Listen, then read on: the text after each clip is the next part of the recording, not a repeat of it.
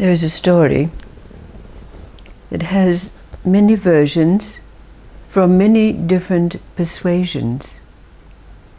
But each of those stories, in whatever form it takes, brings to us the very clearly definable levels of stories.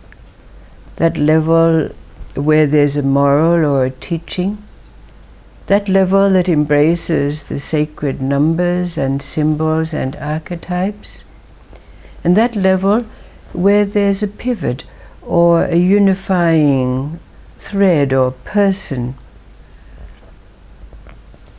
Let's see what arises out of this story for us when a question is posed. Now it's told that King Solomon had great powers. He knew the language of the birds and the animals. He had a magic carpet that could take him to any place in the known world. He could call down demons and spirits and angels and gods. King Solomon had a beautiful daughter called Kazaia.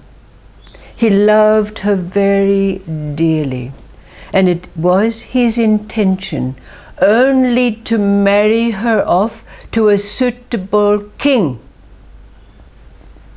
But it so happened that King Solomon was out on the battlefield, and after a particularly bloody battle in the heat of the day, he was hot and tired.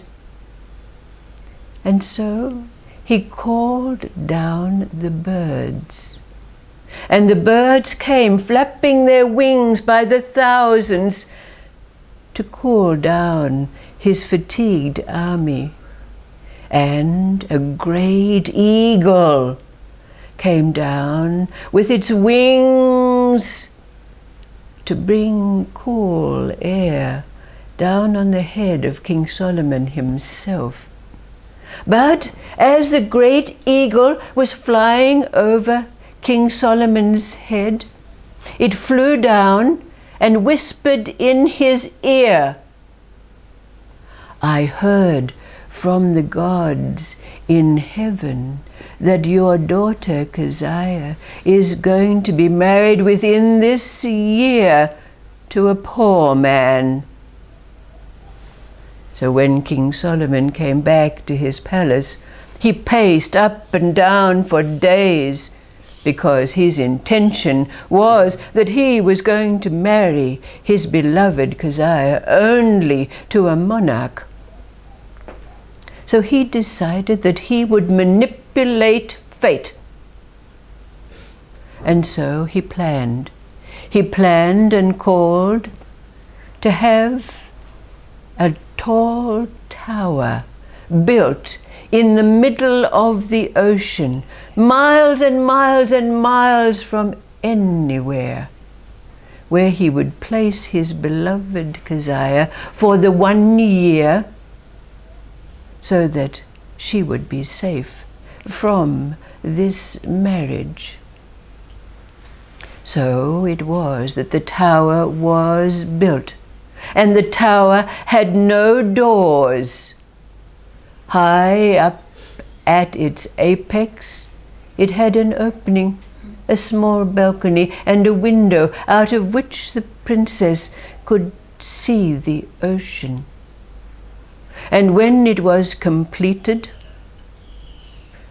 he called his beloved daughter to him and said, "I am sending you on a journey, and you will be away for 1 year. But you will have everything you need. All will be taken care of." And so it was. Kazaia agreed, "Yes, my dearest father, I know your wisdom and I bow to it. I will do whatever it is that you have set for me." So Kazaia was sent on a ship, and it took 40 days and 40 nights for her to arrive at the tower on the island. And there were 70 servants to bring and provide her every need. So she was lifted to the top of this tower, where she found the loneliness, the aloneness, wondering what it was that her father had sent her for. But as it happened, in a place far away, in a city that was then called Achor, there was a young man by the name of Reuben. And Reuben was very poor, but he was a scribe and a scholar and of great intellect. Now Reuben's way to provide for his family was to go out into the forest and gather wood. Day after day he would chop and bring the wood that he would sell to provide food for his family. But one day Reuben was out in the forest and found himself there in the dark of night, and it was cold, bitterly cold. So he climbed down from the tree in which he had settled himself for the night and began to wander in the forest, trying to find somewhere warm. And it so happened that a lion had killed an ox not long beforehand, and he came across the carcass that was still warm. So he placed himself inside the carcass of the ox, where there was warmth for the night. But just as the sun was rising, a huge eagle called a ziz came flying down, seeking food, and lifting up the carcass with Reuben inside in his great talons, he flew off. And as it happened, he found a resting place on the balcony of the tower, and he was able to partake of all that he needed of the carcass, leaving it behind with Reuben inside. The next morning, when Kazaia awoke, and her usual practice of going out onto the balcony to watch the sun rise over the ocean, what should she find but a young man? She was greatly shocked. She asked him how he found his way there, and he shook himself and said, I don't know. And he related that he had found the carcass of the ox in the forest and found warmth there. But then the princess noticed 3 large feathers and surmised that indeed this must have been a great bird that had brought him there. So of course he was soiled and dirty and needed to take a bath. So she invited him into her chamber, and when he emerged, this tall, handsome, personable being stood before her. And of course, as we can recognize, it wasn't long before they fell deeply in love. Now Reuben then asked the beautiful princess for her hand in marriage, to which she readily agreed. And so, being the scribe, he was able to create a wedding scroll. And so their vows were made, and they became husband and wife. Just before the year ended, the princess gave birth to a beautiful son, who they called Solomon. Just after this, the ship arrived to bring the princess back to her home. King Solomon himself was on the ship, wanting to greet his beloved daughter. But to his great surprise, he found her with a husband and a son. He immediately recognized the qualities of Reuben, the scholar, the scribe, and embraced him as his own son, and was greatly delighted with his grandchild, his namesake. So they returned to the palace, where a great feast and celebration was prepared.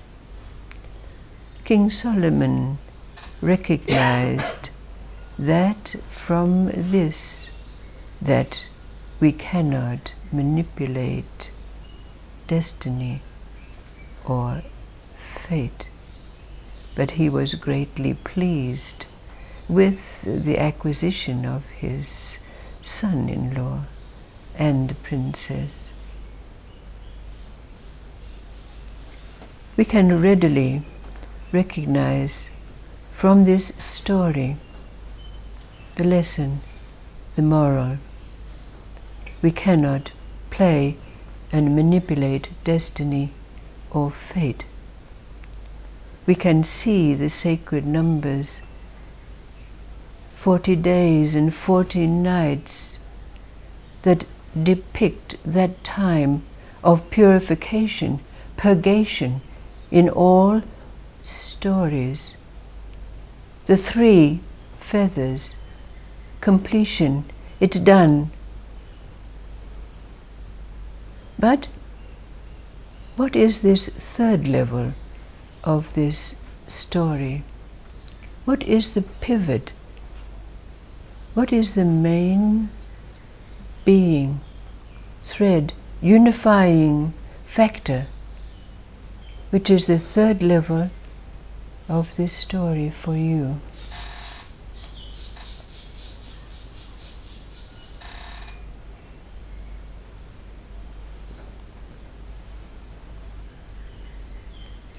Well, I think Solomon wasn't meant to be the wisest man in the Bible, and yet he was still open for more wisdom, and basically at the end of the day it surrendered to what it was meant to be.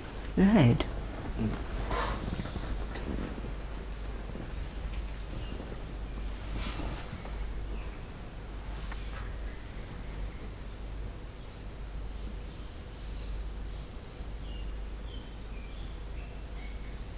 But we can take it to another level.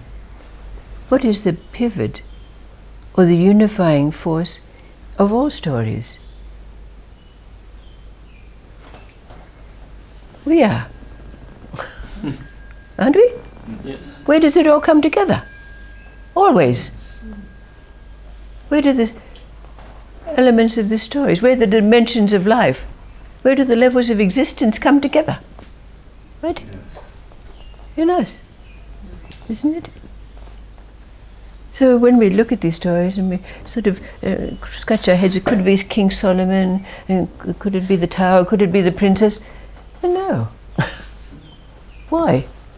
Because we know and can recognize, indeed, that the center point of all stories, where they meet, where they come together, is us, isn't it? Mm-hmm. As Luke says, the kingdom of God is within. Uh-huh.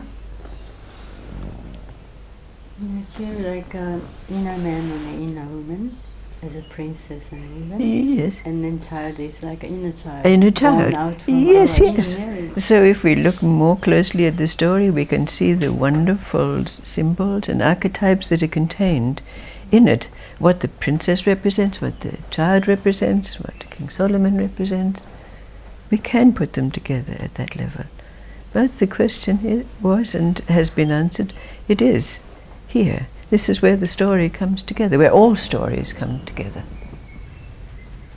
So we can't differentiate any of those levels of life. We can't differentiate the nitty-gritty level, that's the cause and effect level, action and reaction, that level of our intuition, our knowing, our dreams, our creativity, and that level where we recognize the interrelatedness. Can we separate them in our life? We cannot. They're always present, and yet we try to shun them, just like King Solomon tried to keep the princess away in the tower so she wouldn't be subject to the whims of fate. Thank you, thank you.